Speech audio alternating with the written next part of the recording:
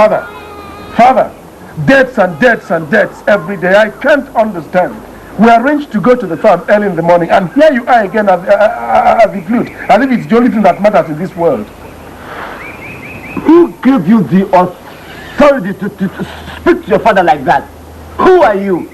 Father, you must stop all this and pay your debts. It is becoming a disgrace to my honor and hard work. Shut up! Shut up, Ogongo. Have I ever asked you to pay off my debts for me? And so what? You ask me, so what? You? Flute and debts every day, nothing else. How can I respect you?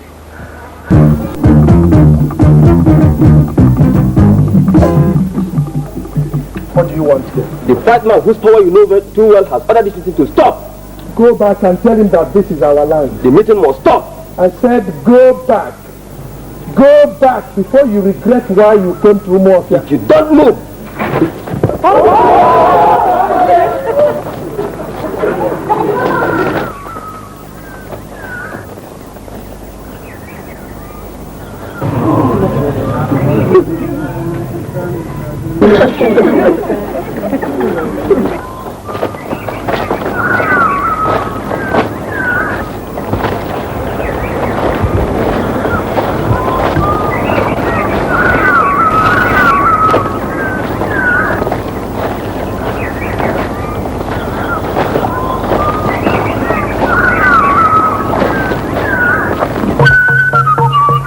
There he is.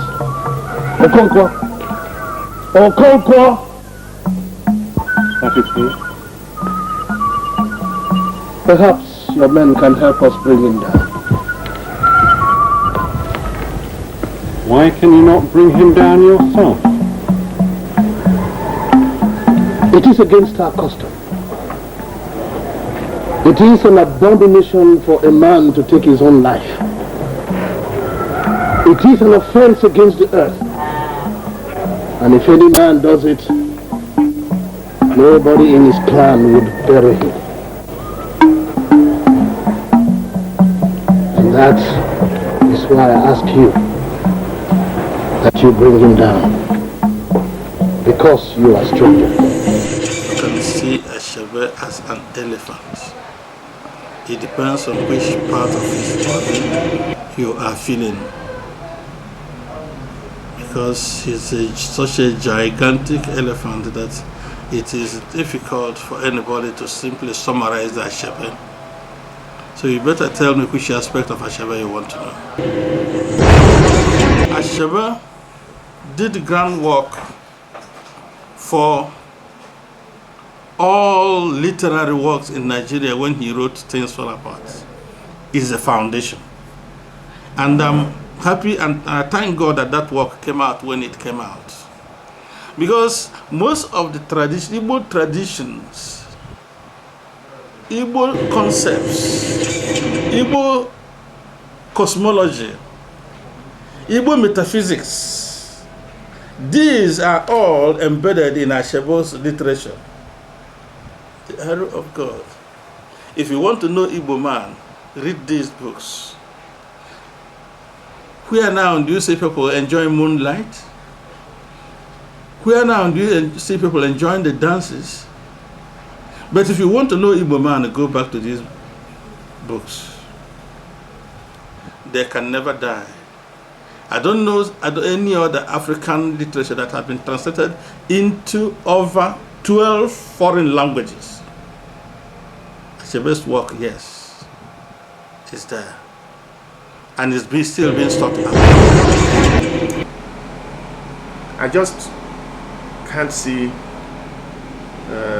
who has yet superseded Achebe.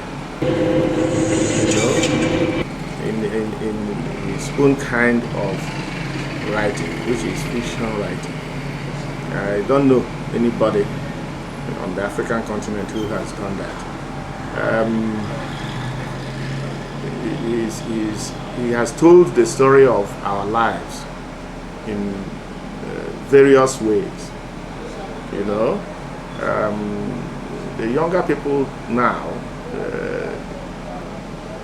don't perhaps some of them don't know what that means.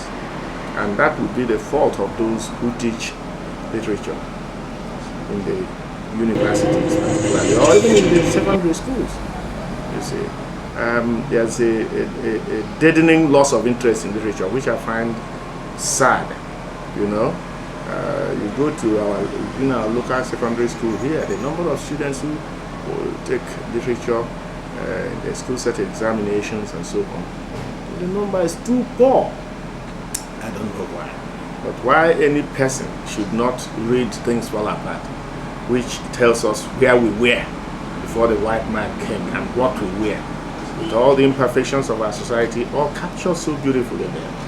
Achebe was promoted at the MBS and put in charge of the network's Eastern region coverage.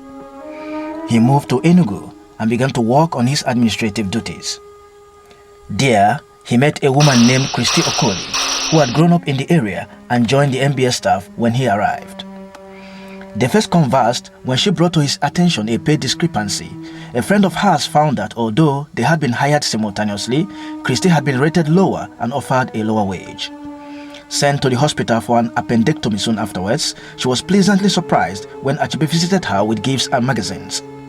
Achebe and Okoli grew closer in the following years, and on September 10, 1961, were married in the Chapel of Resurrection on the campus of the University of Ibadan. Christy Achebe has described their marriage as one of trust and mutual understanding. Some tension arose early in their union due to conflicts about attention and communication. However, as their relationship matured, husband and wife made efforts to adapt to one another. Their first child, a daughter named Chinelo, was born on July 11, 1962. They had a son, Ikechukwu, on December 3, 1964, and another boy named Chidi on May 24, 1967. After the Biafran War, the Achebes had another daughter on March 7, 1970, named Nwando. In 1960, while they were still dating, Achebe dedicated to Christy Okoli his second novel, No Longer at Ease.